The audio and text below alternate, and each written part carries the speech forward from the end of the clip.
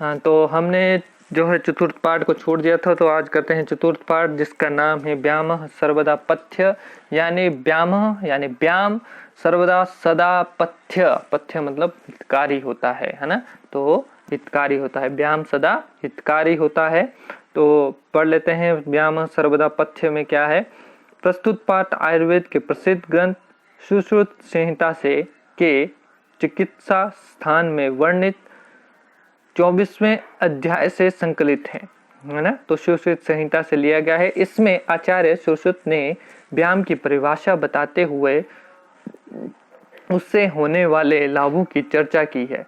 शरीर में सुगठन यानी सुडलता आना है ना, कांति, कांति मतलब आभा, आभा मतलब चमक ना, स्फूर्ति, सहिष्णुता, सहिष्णुता होती है जो है सामर्थ्य करने की, जो है सामर्थ्य करने का, ये सामर्थ्यता, समर्थता, सहन करने की है ना, सहन करने की सामर्थ्यता, सहन करना जितना है, निरोगता आदि व्यायाम के प्रमुख लाभ है।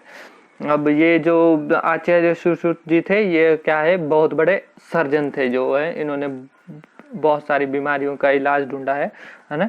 तो देखते हैं पहले श्लोक में क्या लिखा है, ये श्लोक के द्वारा दिए गए हैं। तो पहले श्लोक में देखते हैं क्या दिया गया है।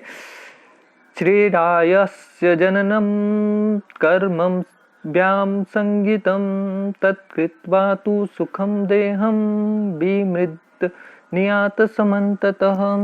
अब क्या कहते हैं ये, शरीर जमा आयास जमा जननम, शरीर आयास और जननम, इसमें दो जो है आपके शब्द, तीन शब्द है, शरीर, आयास और जननम। शरीर का मतलब शरीर, आयास, आयास मतलब परिश्रम है ना, आयासः परिश्रमः, जननम जन पैदा करने वाला, कर्मम कार्य, व्याम संगीतम व्याम की संज्ञा दी जाती है, यानी व्याम कहलाता है। तत्कृत्वा उसको करने के पश्चात, तू सुखम सुख पूर्वक, देहम देहम मतलब शरीर, विमृद नियात, विमृद नियात मालिश करनी चाहिए, समन्ततः सब और से है ना। तो अब क्या कहते हैं ये, शरीरास्य जननम कर्म है ना, तो शरीर में थकावट पैदा करने वाला अर्थात परिश्रम करने वाला, शरीर में जो है परिश्रम करने वाला है ना, आयास परिश्रम पैदा करने वाला है ना, कार्य, कर्म मतलब कार्य, व्याम संगीतम व्याम कहलाता है ना। तो शरीर में थकावट करने वाला अर्थात परिश्रम करने वाला कार्य जो है वह क्या है, वह व्याम कहलाता है।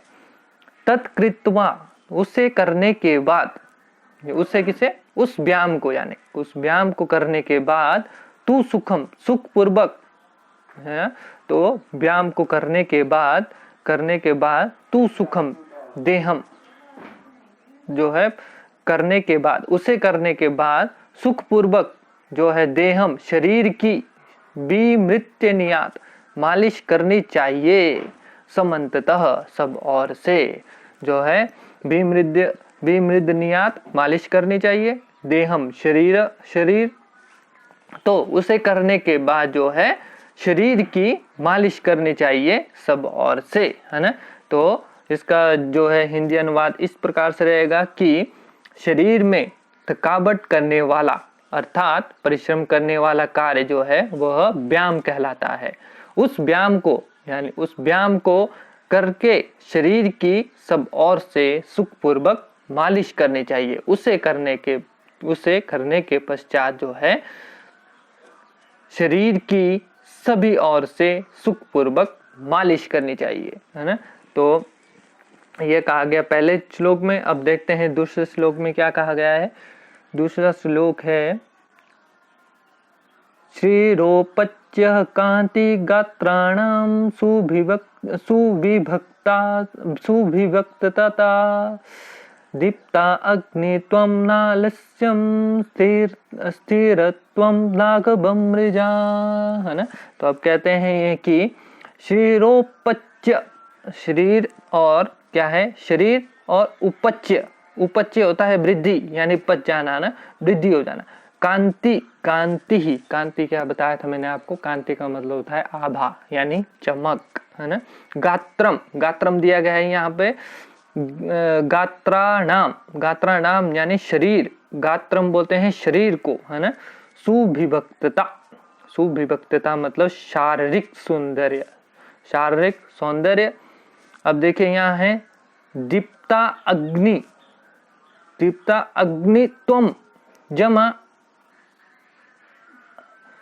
त्वम जमा न आलस्यम, न जमा आलस्यम, न आलस्यम, है ना।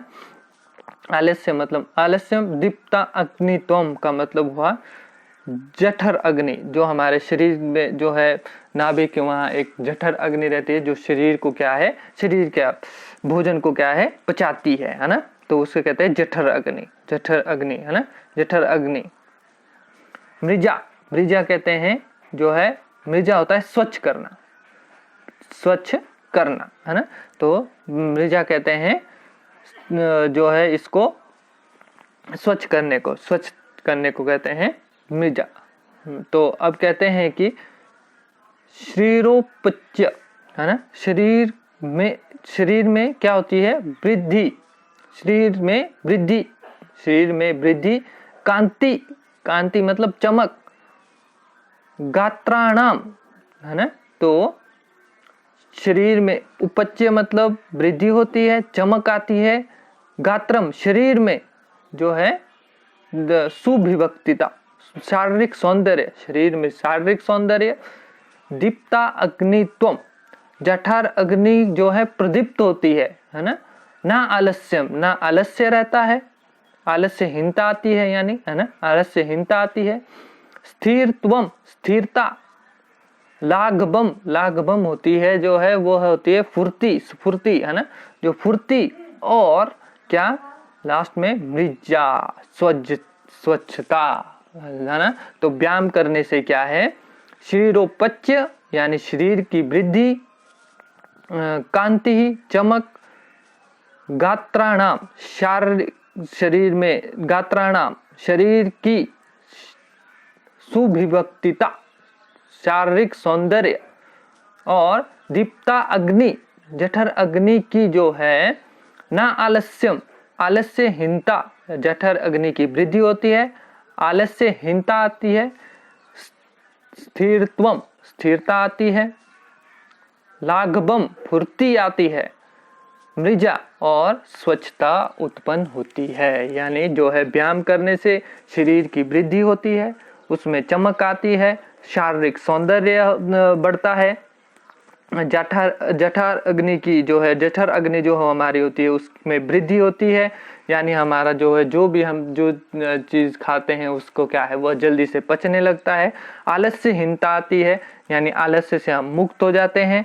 स्थिरता आती है, मन की स्थिरता बैठती है। फुर्ती, फुर्ती जो है स्फूर्ति रहती है, हमारा मन और जो है मानसिक तनाव से हम जो है वह बिल्कुल दूर रहते हैं। और क्या है, स्वच्छता उत्पन्न होती है, किससे, व्यायाम करने से। व्यायाम करने से जो है शरीर की वृद्धि, चमक, शारीरिक सौंदर्य, जठर अग्नि की वृद्धि, आलस्यहीनता, स्थिरता, फुर्ती और स्वच्छता उत्पन्न होती है। तो इस प्रकार से दो जो है हमारे ये श्लोक होते हैं यहाँ पे। तो तीसरा जो है, तीसरा देखते हैं इसमें क्या लिखा है।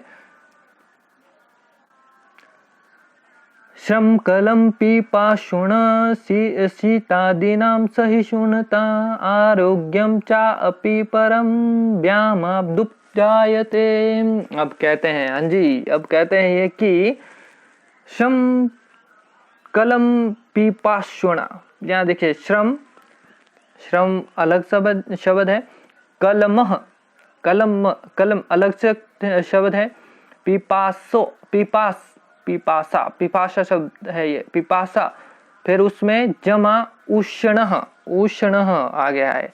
तो श्रम का मतलब है परिश्रम, और कलमह, कलमह होती है थकान। और फिर आता है एक शब्द और पिपासा, पिपासा प्यास। उष्ण, उष्ण गर्मी, ताप। फिर आता है शीतादिना, शीतादिना मतलब सर्दी आदि, है ना, सहिष्णुता सहन करने का सामर्थ्य, आरोग्यम, आरोग्य मतलब निरोग, चा अपि और भी, परम परंतु, व्यामपदुपज्यते, ठीक है, अच्छा स्वास्थ्य भी जो है व्यायाम कर, अच्छा स्वास्थ्य, है ना, अच्छे व्यायाम जो है व्यायाम दुपाज्यते यानी करने से, है ना, दुपाज्यते करने से। अब क्या कहते हैं ये कि परिश्रम से थकान, प्यास और गर्मी करने की जो है, गर्मी सहन करने की जो है, करने का जो है सामर्थ्य, यानी जो है परिश्रम, जो है परिश्रम और थकान, प्यास, गर्मी, सर्दी आदि को सहन करने का सामर्थ्य, सहन करने का सामर्थ्य, निरोग और भी परम, है ना, और भी जो है और भी, परंतु व्यायाम करने से क्या है, उत्पन्न होती है, यानी उत्पन्न होता है, अच्छा स्वास्थ्य उत्पन्न होता है, यानी क्या है, अर्थात व्यायाम करने से, परिश्रम से होने वाली थकान जो है, होने वाली थकान, प्यास, गर्मी, सर्दी आदि को सहन करने का सामर्थ्य, व्यायाम करने से क्या है, परिश्रम, व्यायाम करने से परिश्रम से होने वाली थकान, प्यास, गर्मी, सर्दी आदि को सहन करने का सामर्थ्य और अच्छा स्वास्थ्य जो है उत्पन्न होता है व्यायाम करने से, है ना। तो व्यायाम करने से क्या है, व्यायाम करने से परिश्रम से, व्यायाम करने से होने, परिश्रम से होने वाली थकान, प्यास, गर्मी आदि को जो है सहन करने का सामर्थ्य और अच्छा स्वास्थ्य भी उत्पन्न होता है। अर्थात हमारे जो है, जब हम व्यायाम करते हैं तो उससे क्या है, हमें परिश्रम करने की, है ना, तो और परिश्रम करेंगे ज्यादा तो प्यास भी ज्यादा लगेगी, अगर प्यास ज्यादा लगेगी तो गर्मी सहन करने की, हमें जो है गर्मी और सर्दी सहन करने की हमारे में जो है सामर्थ्य हमारा बढ़ जाएगा। इससे क्या होगा, हमारे से गर्मी और सर्दी जो है सहन करने का सामर्थ्य बढ़ जाएगा, तो हमारे में क्या है, अच्छा स्वास्थ्य भी उत्पन्न हो जाएगा, है ना। तो छोटी मोटी बीमारियां तो इस प्रकार से ही जो है हम एक्सरसाइज यानी व्यायाम से भगा सकते हैं।